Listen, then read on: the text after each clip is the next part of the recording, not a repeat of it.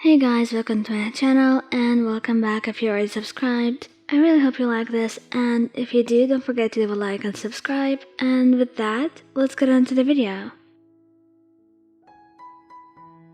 It was 7 in the morning. The TV was left on, and Izuku had gone out of bed a few hours ago to find you curled up on the couch. He'd gotten your blanket from the room and draped it over you, giving you a soft peck on the cheek before getting his laptop and sitting next to you.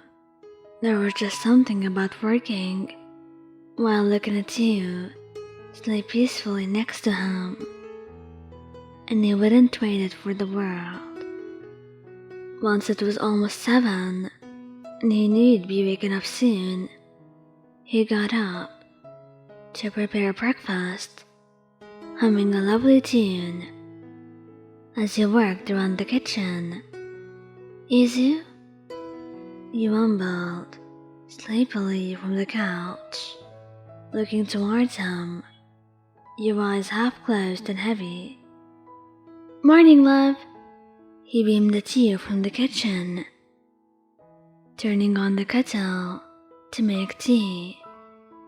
His smile was like sunshine filtering through the windows of your heart and filling you to the brim with happiness that it made you smile back. Fond. "Morning, baby," you mumbled, your throat a bit scratchy. Surely it wasn't something bad.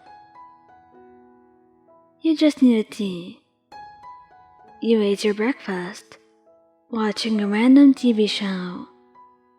You had no idea what you were watching, probably because you weren't even bothering to watch, and decided to just stare at your very pretty boyfriend as he ate. You liked how his cheeks puffed out when he did, and you couldn't help but lean forward and kiss his cheek. "You're adorable," you whispered into his ear, and you swore you heard him squeak. He swallowed his food, his face bright red. "Ah, Wine-chan," you giggled, ruffling his hair. Thank you." You laughed at how embarrassed and flustered he was. "You're welcome, bunny," you heard him squeak again, and so went your breakfast, as you two exchanged compliments. But mostly, it was you doing it, because he looked like a strawberry whenever he blushed, and it was a sight you could never get enough of. "I don't feel so good," he mumbled, burying your face into the pillow. Your boyfriend frowned, concerned. "Huh? How so?" He shuffled closer to you, cupping your face in his hands and leaning closer to put his forehead to yours. His expression softened as he gave you a gentle kiss on the forehead. "Ah, you have a fever. Maybe stay home today? I know you had plans, but it might get worse if you go out and overexert yourself."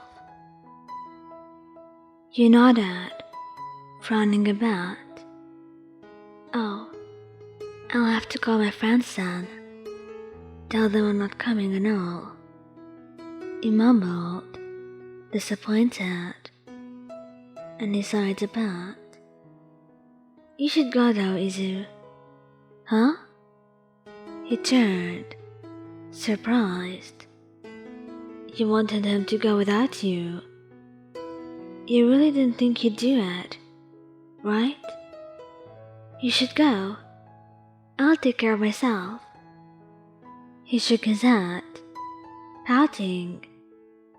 "I could never go when you're sick, my Anne. I care about you. So of course, I'll stay. And don't blame yourself for it either. Calloused hands brought your face closer to his, and he leaned in for another soft kiss. He pulled back quickly. Izu, you'll get sick. You tried that. I won't. My immune system is strong. Nope.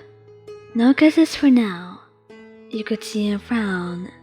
He fidgeted, looking away for a moment, before looking back at you with those puppy eyes of his. Please? The two of you stared at one another, waiting for the other to give in until you sighed, laughing a bit. Fine. And you were more than happy to see that sunshine grin spread across his face once more. He was just adorable, and repeating his movements from earlier. This time, when he leaned in, you didn't pull back. I'm gonna make sure you have the happiest Christmas Eve, right? He whispered into your ear, and you let out another laugh, hugging him. I know you are. He smiled, kissing your hair and breathing you in, and then got up. I'm gonna make soup and get you some medicine first, alright? You frowned a bit at the mention of soup, but nodded, dialing one of your friends. It took an hour for him to be done, and he came back with a tray, smiling. Ta-da! You chuckled, and he put it down on the table, sitting down beside you and holding the bowl. Then raised a spoonful of the soup towards your mouth. Open up! You laughed a bit, raising an eyebrow. And if I didn't? You don't get your goodnight kiss today. You pouted, opening your mouth, and he fed you. Once you were done, he put the bowl back down on the table. You know, I would have never done that. You betrayed me, Izu. I guess so, but it worked. You huffed, looking away. He turned on the PS4 and gave you a controller. Minecraft? He tilted his head, and you nodded eagerly. He sat next to you, patting his lap. Izu, you do realize I'm sick, right? But apparently, he didn't, and you couldn't object anymore. Not when he picked you up and put you down on his lap, trailing feather-light kisses down your neck as you squealed and giggled in surprise. Zuku, you love? He murmured, not stopping. You hugged him tightly, burying your face in his shoulder. Still giggling quietly, he let out a fond chuckle, letting his fingers run through your hair. I love you. Let's build a Christmas-themed village. He grinned, nodding. You too. And so, you two started, and at one point he looked down to look back in, with his Christmas all-white skin. It was so detailed that you almost died, but you did admire his dedication, and eventually you fell asleep in his arms, and he put you back down on the couch, looking at you with pure fondness in his eyes. This time, he had something to do. He put on his former clothes. You planned to go out and prepared your favorite meal for dinner and lit up some candles and made sure the dining room looked as romantic as possible. It did in fact look good for something he did in 3 hours while having to cook. Once he was done, he let out a sigh of relief and put your head on his lap once again. And as the sunset filtered through your windows, the shades of the sky coloring your walls, he felt you shift a bit as his thumb stroked your cheek while he watched him again train for the 5th time and still remained excited throughout the movie that he actually forgot you were asleep and almost hugged you close because the tension got the best of him. He was a bit sad he missed most of it because he was cooking, but he knew it was worth it.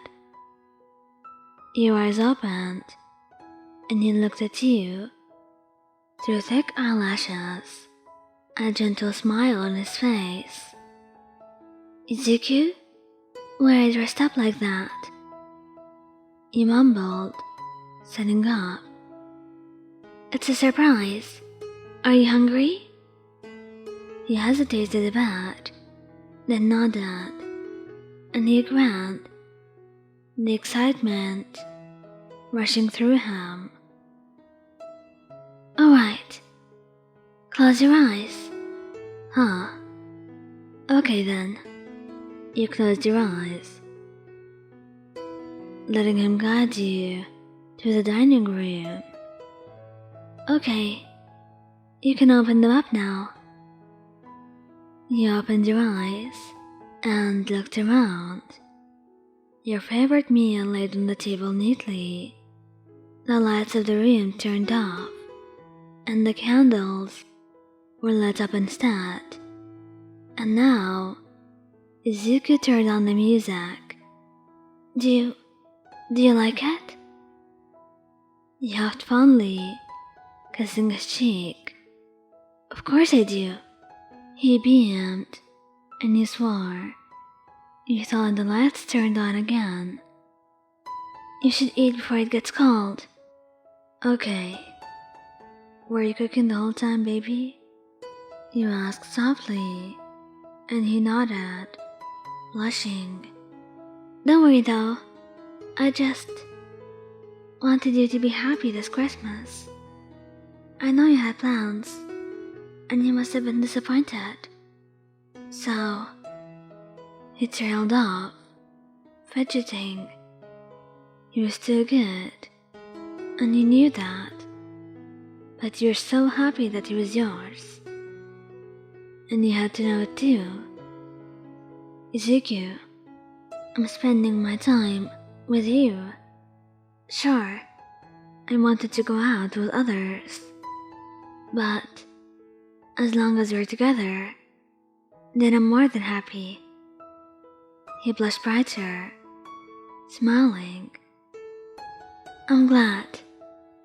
You two continued to eat your meal in silence, but for you two, silence was not a bad thing.